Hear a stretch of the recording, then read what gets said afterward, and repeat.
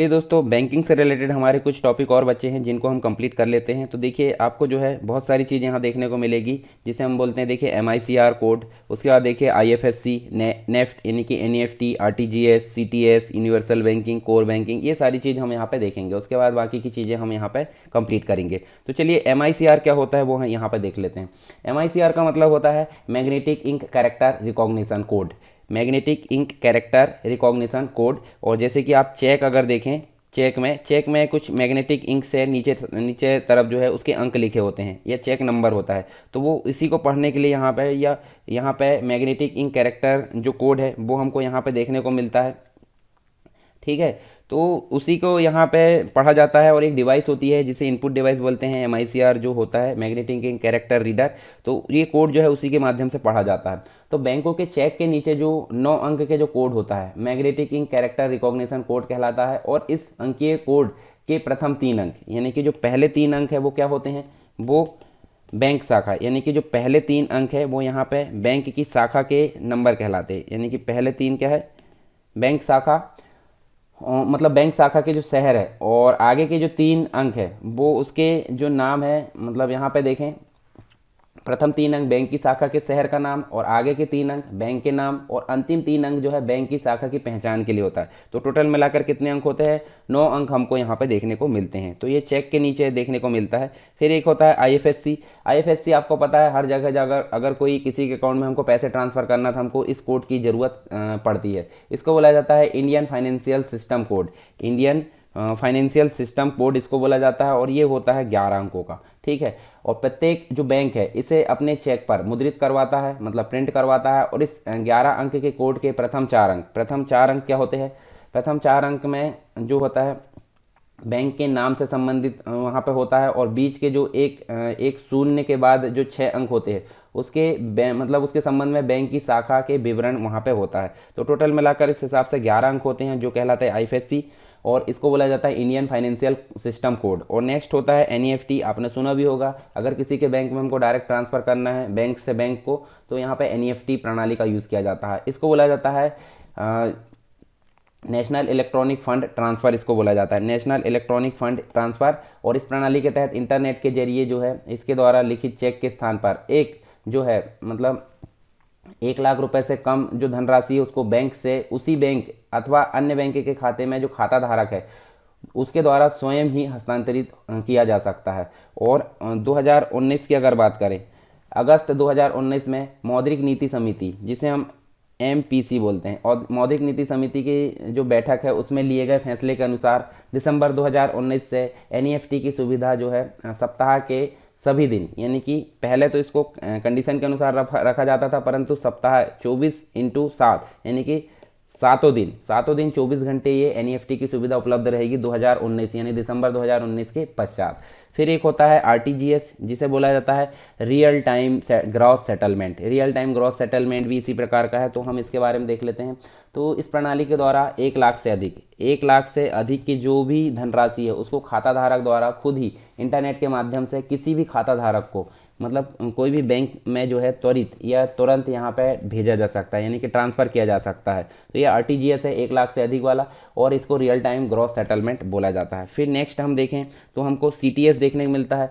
CTS क्या है, CTS का मतलब होता है चेक ट्रांजैक्शन प्रणाली।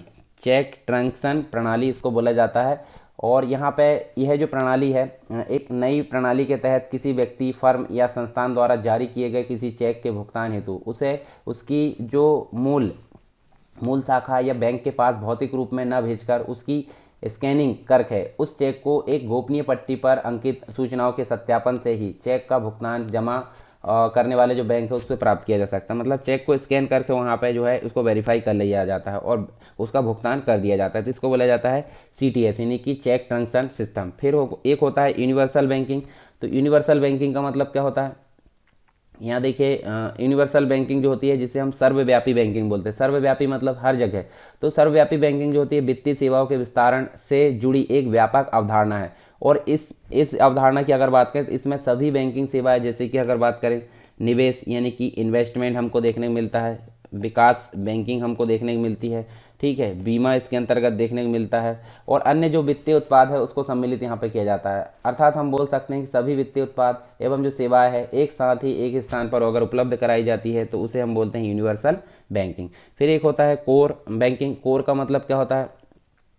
इसको बोला जाता है centralised online real time exchange. Centralise online real time exchange इसको बोला जाता है, और इसको शॉर्ट में बोले तो कोर बोला जाता है। ठीक है, कोर बैंकिंग इसको बोला जाता है। और एक नेटवर्क से जुड़े सभी बैंक जो शाखा है उसके द्वारा उपलब्ध कराई जाने वाली बैंकिंग सेवाएं यहाँ पे जो है कोर बैंकिंग कहलाती है। और कोर बैंकिंग का जो प्रयोग है उन सेवाओं को व्यक्त करने के लिए करते हैं जो बैंकों की शाखाओं को एक दूसरे के साथ नेटवर्क से जुड़ने के कारण प्राप्त होती है, तो इसको बोला जाता है कोर बैंकिंग। और एक और होता है core banking solution. Core banking solution मतलब इसको शॉर्ट में बोले तो CBS बोला जाता है, और यह बैंकिंग शाखाओं की नेटवर्किंग है जो अपने ग्राहकों को कोर बैंकिंग सोल्यूशन नेटवर्क की किसी शाखा के साथ अपने खातों के प्रयोग करने तथा बैंकिंग सुविधाओं को प्राप्त करने का अवसर प्रदान करती है। तो ये चीज़ हमको देखने को मिलती है।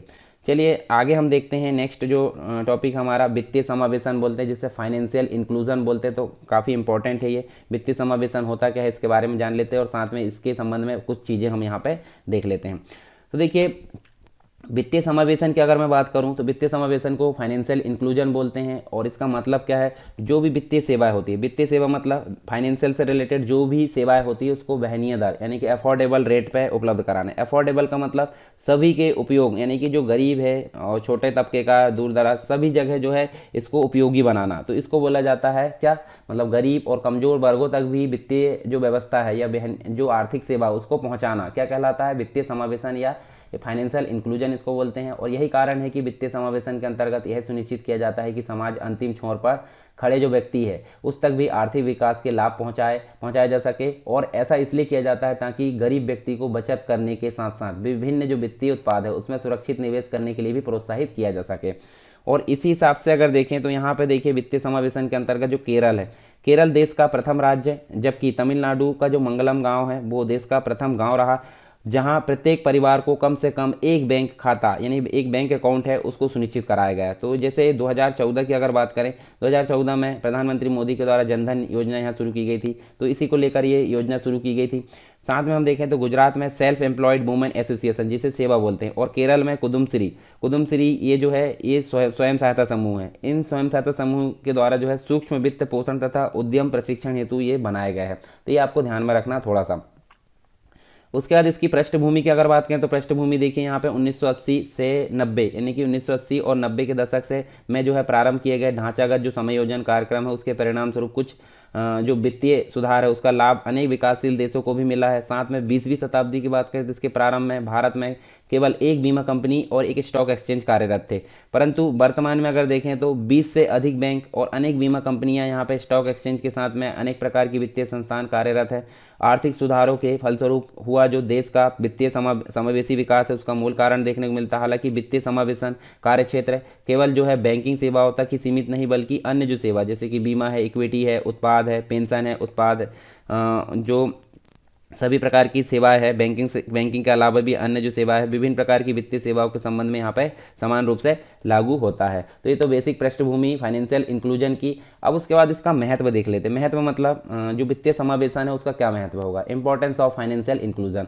तो यहाँ देखिए दो चीज़ देखने को मिलती है, एक त्वरित आर्थिक समृद्धि देखने को मिलती है और एक गरीबी उन्मूलन। तो त्वरित आर्थिक समृद्धि का मतलब क्या होता है, रैपिड इकोनॉमिक ग्रोथ। तो वित्तीय संस्थाओं तक जो पहुँच है कायम हो जाने के बाद ग्राहक होते हैं, विनियामक होते हैं और अर्थव्यवस्था सभी को लाभ मिलता है। बैंक में खाता खुल जाने से ग्राहकों को कई प्रकार के लाभ मिलने लगते हैं, जैसे सुरक्षित और लाभप्रद तरीके से बचत करना, अल्प लागत पर जो है धन का प्रेषण और उचित ब्याज दर पर जो है ऋण की सुविधा। ये त्वरित आर्थिक समृद्धि देखने को मिलती है किसके संबंध में, वित्तीय समावेशन के संबंध में।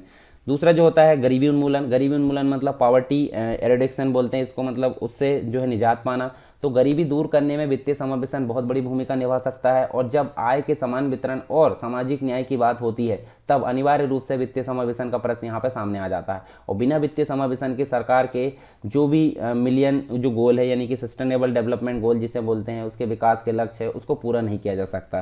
तो ये दो चीज़ हमको देखने को मिलती है इसके महत्व के संबंध में। अब जब वित्तीय समावेशन की बात करें महत्व है तो इसके सामने कुछ चुनौतियाँ भी सामने आती है। चुनौतियाँ क्या क्या हो सकती है, मतलब वित्तीय समावेशन को लागू करने के संबंध में विभिन्न प्रकार की चुनौतियाँ आती है। तो देख सकते हैं, देखिए एक तो आती है वित्तीय साक्षरता, एक आती है तकनीकी अवरोध, और उसके बाद हमको प्रभावी निगरानी प्रणाली। ये तीन चीज़ देखने को मिलती है। तो पहले की अगर बात करें वित्तीय साक्षरता क्या होती है, तो वित्तीय साक्षरता का मतलब क्या होता है, लोगों को जो आर्थिक निर्णय है, जैसे कि बैंकिंग से संबंधित जो भी सेवा है, बैंकिंग सेवा से संबंधित जो चयन है, साथ में उसका बचत है, ऋण लेन देन आदि में कितने कुशल है, ये चीज़ें देखने को मिलती है। और इसके अभाव में वित्तीय समावेशन की प्रक्रिया सही रूप से लागू नहीं की जा सकती। भारत में वित्तीय साक्षरता की और भी अधिक ज़रूरत है, और क्योंकि यहाँ पे हम देखें साक्षरता का स्तर बहुत कम है और समाज का एक बड़ा भाग अभी भी औपचारिक वित्तीय प्रणाली के बहुत दूर यहाँ पे देखने को मिलता है। इसके बाद हम देखें तो तकनीकी अवरोध हमको देखने को मिलता है, यानी टेक्नोलॉजिकल जो बैरियर है, जो हमको टेक्नोलॉजी में जो बाधा आती है वो देखने को मिलता है। तो वित्तीय समावेशन के संबंध में उसकी प्राप्ति के लिए एक अन्य बाधा के रूप में जो है भौतिक और डिजिटल जुड़ाव का अभाव है। और आईसीटी यानी कि India information and communication technology पर आधारित जो मॉडल है उसकी सफलता के लिए प्रौद्योगिकी से संबंधित जो मुद्दे हैं उनका समाधान करना काफ़ी आवश्यक है, क्योंकि प्रत्येक कार्य जो योजना को देश के लगभग यहाँ पे हम देखें तो 50,000 गाँव तक पहुँचाना है, जो केवल तकनीकी जुड़ाव के माध्यम से ही संभव हो पाएगा।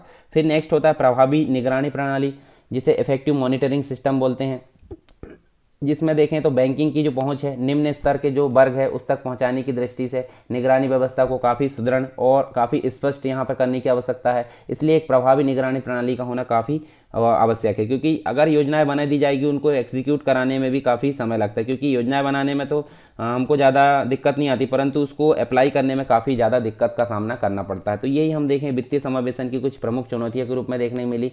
फिर देखिए रिजर्व बैंक ऑफ इंडिया के जो प्रयास है वो इसके संबंध में क्या देखने को मिले, तो वो भी हम देख सकते हैं। देखिए सलाहकार समिति का गठन किया गया, साथ में हम देखें वित्तीय साक्षरता केंद्रों की स्थापना, शून्य बैलेंस सुविधा, भाषा की बाध्यता को समाप्त करना। तो पहला जो होता है सलाहकार समिति का गठन, यानी कि भारत में वित्तीय समावेशन को बढ़ावा देने के लिए भारतीय रिजर्व बैंक ने एक वित्तीय सलाहकार समिति का गठन किया। दूसरा हमको वित्तीय साक्षरता केंद्रों की स्थापना देखने को मिलती है। तो वित्तीय सेवा संबंधी जो जागरूकता है उसको लोगों के अंदर पैदा करने के लिए बैंकों द्वारा क्या किया गया, सन 2013 में 896 वित्तीय साक्षरता केंद्रों की स्थापना की गई, और इन केंद्रों में हम देखें इन केंद्रों के द्वारा 10 मिलियन लोगों को वित्तीय रूप से साक्षर बनाया जा रहा है। दूसरा हम देखें शून्य बैलेंस सुविधा, जैसे वित्तीय सेवाओं से वंचित लोग जो सामान्यतः क्या करते हैं अपने खाते में जो होते शून्य बैलेंस की सुविधा से काफ़ी, यानी कि हम देख सकते हैं कहीं कहीं जो है 2,500-3,000 रुपये मिनिमम बैलेंस होता है, उसके बाद अगर हो तो वो जो हमारा अमाउंट कटते रहता है। तो इस समस्या को सुलझाते हुए भारतीय रिजर्व बैंक ने क्या किया,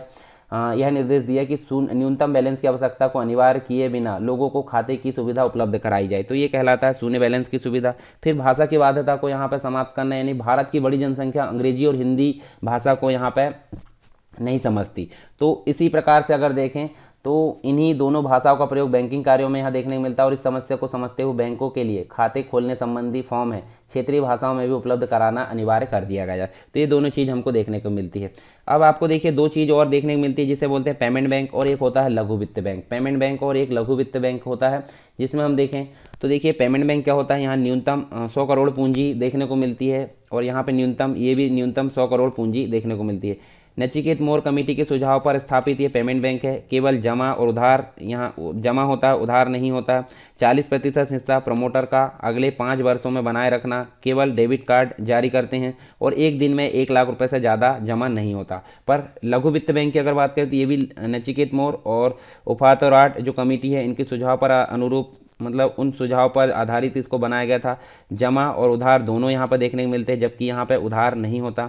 40% हिस्सा प्रमोटर का, जिसे अगले 12 वर्षों में कम करके 26% रखेगा। डेबिट और क्रेडिट कार्ड दोनों जारी करते हैं। जमा और ऋण दोनों कार्य तथा एक दिन में जमा कोई सीमा नहीं है, पर जबकि यहाँ पे दोनों में, मतलब यहाँ पे पेमेंट बैंक में सीमा देखने को मिलती है, यानी कि कोई लिमिट देखने को मिलती है।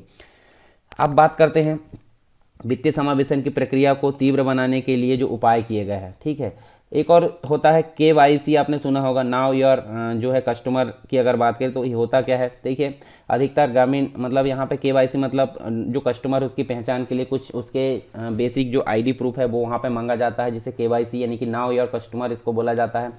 इसके बाद हम देखते हैं वित्तीय समावेशन प्रक्रिया को तीव्र बनाने के लिए जो उपाय है उसकी बात करें तो देखिए ग्राहकों को उनकी आवश्यकता के अनुरूप ही वित्तीय सहायता उपलब्ध कराई जाए, और यह आवश्यक ना हो कि परिवार में सभी व्यक्तियों का जो है बैंक खाता खोला जाए, और केवल परिवार के मुखिया का जो है खाता खोला जाना चाहिए। ठीक है, केंद्र तथा राज्य सरकार द्वारा प्रत्यक्ष लाभ अंतरण यानी कि DBT को प्रारंभ करना चाहिए। सावधानी के साथ समुचित ऋण उपलब्ध कराना चाहिए कृषि और गैर कृषि से संबंधित। यह आवश्यक है कि बैंकों के साथ साथ राज्य सरकारों को भी इसमें सक्रिय रूप से भूमिका निभाए वो अपनी, ताकि इस समस्या का समाधान किया जा सके। और दूरस्थ ग्रामीण क्षेत्रों के लिए कम लागत वाले जो सौर ऊर्जा चालित बायोमेट्रिक एटीएम है वो भी यहाँ पे स्थापित किया जाए। तो ये चीज़ हमको देखने को मिलती है। फिर देखिए वित्तीय समावेशन संबंधित कुछ समितियां हैं जिनके सिफारिश पर जो है इसमें सुधार के लिए जो है काफ़ी प्रयास किए गए। तो दो समिति यहाँ देखने को मिलती है, एक तो नचिकेत मोर समिति और एक होती है दीपक मोहंती समिति।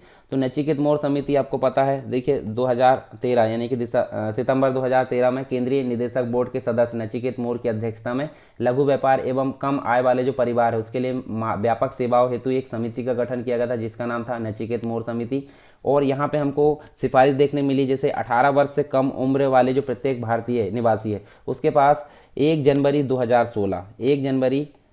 2016 से जो है 1 जनवरी 2016 तक बैंक खाते होना चाहिए, जिसे यूनिवर्सल इलेक्ट्रॉनिक बैंक अकाउंट कहा जाता है, ठीक है, कहा जाएगा। और इससे जो है इसने सरकार को लाभ प्रत्यक्ष रूप से किसान को स्थानांतरित करने की सलाह दी। और इसने जो है प्राथमिक क्षेत्र के लिए ऋण देने की जो सीमा है उसमें वर्तमान 40% से घटाकर 50% करने की सलाह दी। और इसने एक पेमेंट बैंक जो हमने देखे पीछे उसके सृजन को प्रस्तावित किया। और इसमें क्रेडिट कार्ड मतलब जो क्रेडिट बीमा है तथा जोखिम प्रबंधन उत्पादों जैसी जो सेवा है उसको उपलब्ध कराया जा सके। इसके बाद जो दूसरी जो कमेटी आई थी जिसका नाम था दीपक मोहंती समिति, तो ये जो है 28 दिसंबर 2015 को वित्तीय समावेशन पर दीपक मोहंती समिति की रिपोर्ट जारी की। और इस समिति की जो स्थापना है वो 2015 में ही की गई थी, जुलाई में। दिसंबर में इन्हें रिपोर्ट प्रस्तुत की, ठीक है। आरबीआई के द्वारा इसको जो है स्थापना की गई थी वित्तीय समावेशन हेतु मध्यावधि कार्य योजना तैयार करने के लिए।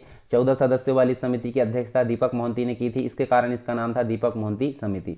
तो ये बेसिक चीज़ें थी जो कि किससे संबंधित थी, वित्तीय समावेशन में सुझाव देने के संबंध में ये जो है हमको समिति देखने को मिलती है। फिर एक लास्ट चीज़ हमको देखने को मिलती है बैंकिंग से संबंधित, जिसका नाम था दर्पण परियोजना। दर्पण परियोजना का मतलब प्रोजेक्ट दर्पण जिसको बोला जाता है। अब इसका फुल फॉर्म क्या होता है, the digital advancement of rural post office for uh new India. इसका फुल फॉर्म होता है दर्पण का, और शॉर्ट में इसको दर्पण बोला जाता है। ग्रामीण आबादी के जो वित्तीय समावेशन के लक्ष्य है उसको पूरा करने हेतु दर्पण परियोजना की शुरुआत की थी।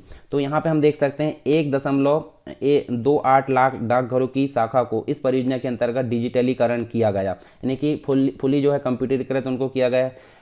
इस परियोजना में ग्रामीण आबादी तक जो है डाक विभाग की पहुंच बढ़ेगी और सभी वित्तीय प्रेषण, बचत खाता, ग्रामीण डाक, जीवन बीमा और जो नगद है प्रमाण पत्र, इसमें वृद्धि होगी। और इस योजना से डाक सेवाओं की गुणवत्ता में तथा खुदरा डाक व्यापार से राजस्व में वृद्धि होगी। साथ ही मनरेगा जैसी जो योजना है, सामाजिक सुरक्षा योजनाओं के लिए वितरण व्यवस्था भी सहज की जाएगी। तो ये सारी चीज़ हमको यहाँ पे देखने को मिलती है किसके संबंध में, जो दर्पण परियोजना है उसके संबंध में। चलिए एक बार देख लेते हैं हमने क्या क्या चीज़ें यहाँ पे देखे हैं। उसके पहले हमने जो है बहुत सारी चीज़ें यहाँ पे कंप्लीट करी। इस हिसाब से हमारा जो भारत में बैंकिंग व्यवस्था है या इंडियन जो बैंकिंग प्रणाली है, मतलब इंडियन बैंकिंग सिस्टम है, उसको हमने यहाँ पे कंप्लीट कर लिया है। तो ये सारी चीज़ें आपको क्लियर हुई होगी। फिर भी अगर कोई डाउट रहता है, कोई दिक्कत होती है, कुछ कमी होती है, तो आप मुझे कमेंट बॉक्स में बताइए, मैं उसको ज़रूर ठीक करूँगा नेक्स्ट लेक्चर में, ठीक है, सजेशन हो तो। देखिए यहाँ पे हम देख सकते हैं कुछ हमने बेसिक चीज़ें जाने, जैसे MICR है, IFSC है, NEFT है, RTGS है। फिर वित्तीय समावेशन से संबंधित सारी चीज़ हमने देखे, वित्तीय समावेशन होता क्या है, ठीक है। उसके बाद उसकी कुछ बेसिक चीज़ें जाने, महत्व उसका जाने, उसके संबंध में कुछ चुनौतियों के बारे में यहाँ पे देखें। फिर आप देखिए यहाँ RBI के द्वारा वित्तीय समावेशन को अप्लाई करने के लिए क्या क्या यहाँ प्रयास किए गए वो भी हमने देखें। उसके बाद हमने पेमेंट बैंक और लघु वित्त बैंक के बारे में बात की है, और उसको मतलब वित्तीय समावेशन की प्रक्रिया को और तीव्र बनाने के लिए यहाँ पे उसके उपाय देखें। वित्तीय समावेशन संबंधित समितियाँ देखें, नचिकेत मोर समिति और दीपक मोहंती समिति। साथ में हमने दर्पण परियोजना के बारे में जाने। दर्पण मतलब digital advancement of rural post office for uh new India, ठीक है, मतलब पोस्ट ऑफिस को यहाँ पे टारगेट दिया गया है वित्तीय समावेशन का। तो ये सारी चीज़ आपको यहाँ पे क्लियर हुई होगी। सारी चीज़ हमारी यहाँ पे कंप्लीट हो गई है, किससे संबंधित, बैंकिंग व्यवस्था से संबंधित, ठीक है। बैंकिंग व्यवस्था हमने बहुत सारी चीज़ें यहाँ पे पढ़े हैं और सारी चीज़ हमारी यहाँ पे कंप्लीट हो गई, यानी कि जो RBI है उससे संबंधित सारी चीज़ें जाने। और उसके बाद हमने जो है बेसिक कॉन्सेप्ट भी जाने, जैसे कि रेपो रेट है, RR है, मतलब जो रेपो रेट है, बैंक रेट है, रिवर्स रेपो रेट है, कैश रिजर्व रेशो, ये सारी चीज़ हमारी यहाँ पे देखने को मिली। तो इस हिसाब से हमारा जो बैंकिंग वाला जो चैप्टर है, बैंकिंग यानी भारत में बैंकिंग व्यवस्था, ये हमारे यहाँ पे कंप्लीट हो गया है। अब इसके बाद जो नेक्स्ट टॉपिक आएगा हमारा उसको हम पढ़ेंगे, जिसके अंतर्गत जो अन्य चीज़ें हैं यूनिट फर्स्ट के अंतर्गत इंडियन इकोनॉमी के अंतर्गत अन्य जो चीज़ें हैं वो हम यहाँ पे कंप्लीट करेंगे। तो मिलते हैं वो नेक्स्ट टॉपिक के साथ में नेक्स्ट क्लास में, तब तक के लिए जय हिंद।